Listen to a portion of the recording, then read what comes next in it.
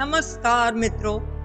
कर्म और पुनर्जन्म जो न केवल धार्मिक ग्रंथों का आधार है, बल्कि जीवन के रहस्यों को समझने का एक महत्वपूर्ण मार्ग भी है। इन दोनों अवधारणाओं का व्यापक अर्थ है कि हमारा जीवन केवल एक बार नहीं है, बल्कि अनंत काल तक चलता रहता है और हमारे कर्म ही हमारे जीवन के अनुभवों का निर्माण करते हैं।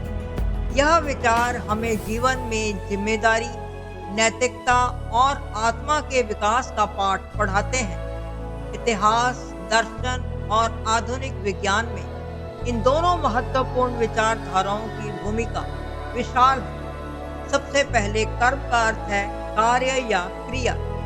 हिंदू धर्म में इसे अक्सर संसार का नियम माना जाता है, जिसके अनुसार हमारे हर कर्म का फल हमारे वर्तमान या आने वाले जीवन में अवश्य मिलता है। अच्छे कर्म से सुख, शांति और समृद्धि मिलती है, वहीं बुरे कर्म हमें दुख, दर्द की ओर ले जाते हैं। कर्म का सिद्धांत हमें यह सिखाता है कि हमारा जीवन हमारे अपने कर्मों का परिणाम है, यानी हम अपने भाग्य के निर्माता हैं। यह विचार हमें जिम्मेदार बनाता है, अपने कर्मों का ध्यान रखने और नैतिकता का पालन करने के लिए प्रेरित करता है। यदि हम अपने कर्मों को सुधारें, तो हमारा जीवन बेहतर हो सकता है। कर्म का यह सिद्धांत हर धर्म में पाया जाता है, जैसे कि बौद्ध धर्म, जैन धर्म, सिख धर्म में भी इसकी झलक मिलती है। यह विचारधारा हमें यह भी सिखाती है कि हम अपने जीवन का निर्माण खुद कर सकते हैं और अपने कर्मों के माध्यम से अपने भाग्य को बदल सकते हैं। कर्म का अर्थ है किसी कार्य के परिणाम। यह परिणाम अच्छे या बुरे दोनों ही हो सकते हैं। कर्म का सिद्धांत यह है कि हर कार्य का कोई ना कोई परिणाम अवश्य होता है। यह नियम सृष्टि में हर जगह लागू होता है। अच्छे कर्मों को पुण्य और बुरे कर्मों को पाप कहा जाता है। पुण्य से स्वर्ग और पाप से नरक की प्राप्ति होती है। अच्छे कर्मों से व्यक्ति को मोक्ष की प्राप्ति हो सकती है, जो कि जीवन के बंधन से मुक्ति है। कर्म जीवन का एक अनिवार्य हिस्सा है। मनुष्य कर्म किए बिना नहीं रह सकता।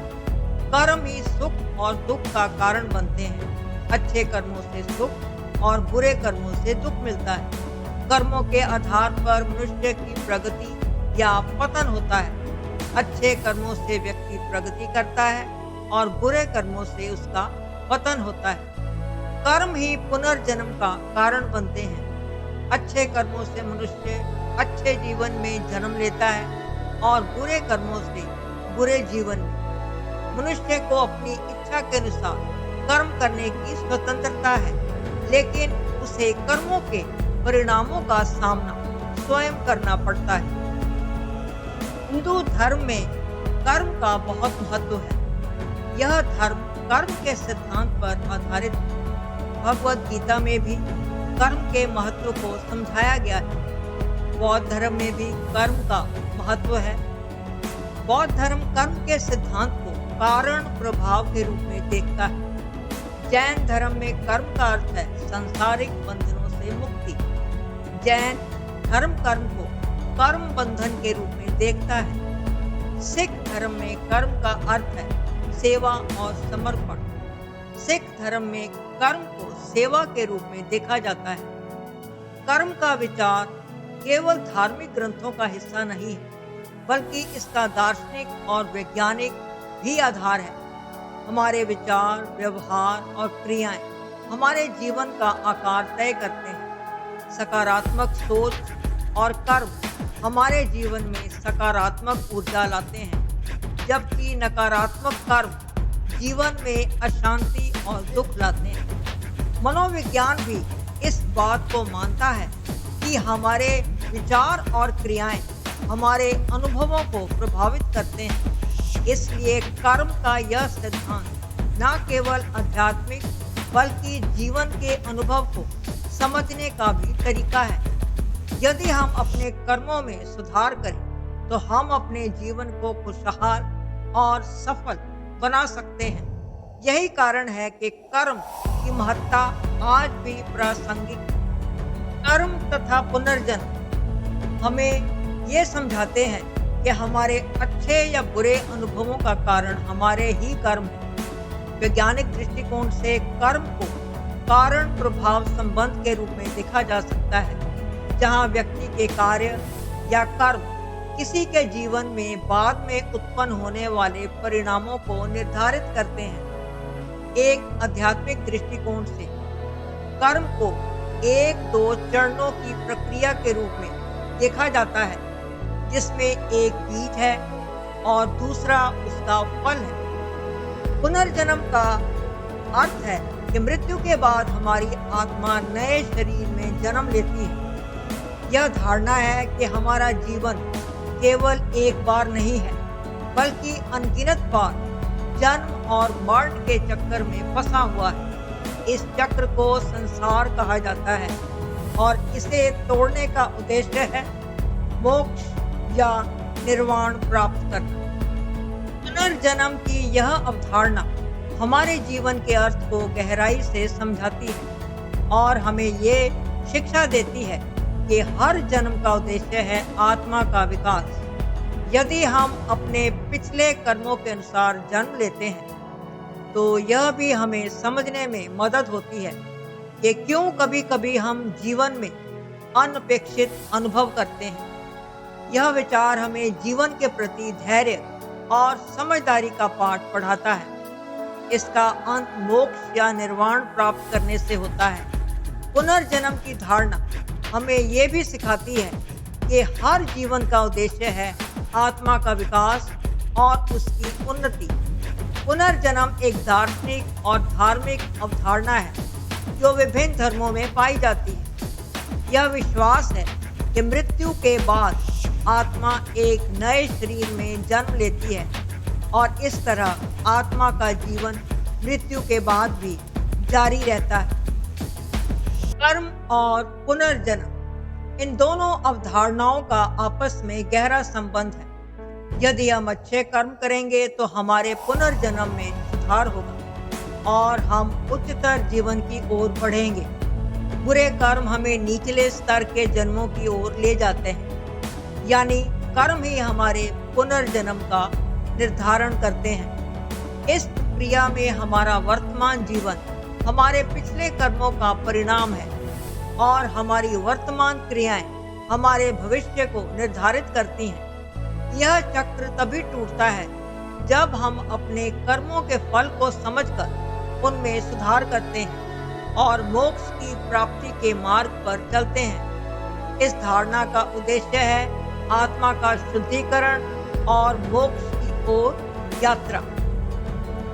हम अपने कर्मों के परिणाम स्वरूप मोक्ष प्राप्त कर लेते हैं। इसलिए कर्म और पुनर्जन्म दोनों मिलकर जीवन की इस जटिल प्रक्रिया को समझाते हैं। कर्म और पुनर्जन्म का संबंध एक जटिल और महत्वपूर्ण सिद्धांत है जो भारतीय धर्मों में जीवन के अर्थ और उद्देश्य को समझने में मदद करता है।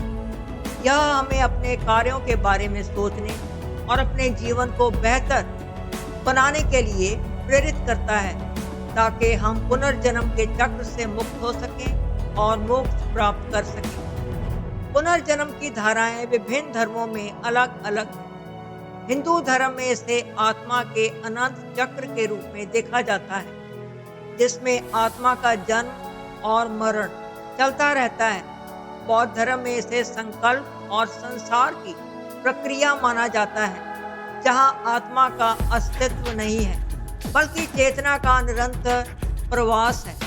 जैन धर्म में भी पुनर्जन्म का विचार है और मोक्ष प्राप्त करने का मार्ग कर्म से मुक्त होने में है। इन सभी धाराओं का मुख्य उद्देश्य है आत्मा का विकास और मोक्ष प्राप्ति। इन विचारों का उद्देश्य है कि हम अपने कर्मों को सुधारें और आखिर में इस चक्र से मुक्ति प्राप्त करें। इन सभी दृष्टिकोणों में मुख्य बात यह है कि पुनर्जन्म का उद्देश्य आत्मा का विकास है। पुनर्जन्म के सिद्धांत के अनुसार आत्मा अविनाशी है और वह विभिन्न शरीरों में जन्म लेती है। पुनर्जन्म के सिद्धांत के अनुसार आत्मा जन्मों के चक्र में फंसी रहती है और जब तक वह मोक्ष प्राप्त नहीं कर लेती, तब तक उसे जन्म मरण का चक्र जारी रखना पड़ता है। आत्मा एक मानव शरीर से दूसरे शरीर में प्रवेश करती है और यह आत्मा का रूप बदल सकता है, जैसे कि एक मनुष्य, जानवर या पेड़ पौधे के रूप में भी जन्म ले सकता है। 84 लाख प्रकार की योनियों में जीवात्मा जन्म लेती है और अपने कर्मों को भोगती है। आत्मज्ञान होने के बाद जन्म की श्रृंखला रुकती है, फिर भी आत्मा स्वयं के निर्णय, लोक सेवा, संसारी जीवों को मुक्त करने की तीक्ष्ण भावना से भी जन्म धारण करती है। धार्मिक ग्रंथों में ईश्वर के अवतारों का भी वर्णन मिलता है। आधुनिक विज्ञान इस विषय में अभी भी शोध कर रहा है। कुछ अध्ययनों ने ऐसी घटनाओं का उल्लेख किया है जहां बच्चों को अपने पिछले जीवन की यादें या विशेष जानकारियां प्राप्त होती हैं। कुछ वैज्ञानिक मानते हैं कि ये अनुभव हमारे मस्तिष्क की अनजान क्षमताओं का परिणाम हो सकते हैं। हालांकि अभी तक इस विषय पर पूर्ण वैज्ञानिक प्रमाण प्राप्त नहीं है, लेकिन यह विचार हमारे जीवन के रहस्यों को समझने का एक नया मार्ग खोलते हैं। कुछ आध्यात्मिक और मनोवैज्ञानिक शोध ये भी सुझाव देते हैं कि मानव मन में ऐसी बातें हो सकती हैं जो पिछले जीवन की यादें हों। इस विषय में अभी भी शोध जारी है और यह हमें जीवन के रहस्यों को समझने की दिशा में प्रेरित करता है। कई अनसुलझी घटनाएं और अनुभव पुनर्जन्म के संकेत हो सकते हैं। कुछ वैज्ञानिक अध्ययन पूर्ण वैज्ञानिक प्रमाण नहीं है, लेकिन यह विचार हमें जीवन के रहस्यों पर विचार करने के लिए प्रेरित करते हैं। वैज्ञानिकों का मानना है कि क्वांटम फिजिक्स के सिद्धांत आत्मा और पुनर्जन्म की संभावना को समझा सकते हैं। उनके अनुसार ऊर्जा ना तो बनाई जा सकती है और ना ही नष्ट की जा सकती है, यह केवल अपना रूप बदलती है। हो सकता है कि आत्मा भी एक प्रकार की ऊर्जा हो जो एक शरीर से दूसरे शरीर में स्थानांतरित होती है। इन दोनों विचारधाराओं का मुख्य उद्देश्य है आत्मा का विकास और मोक्ष की प्राप्ति।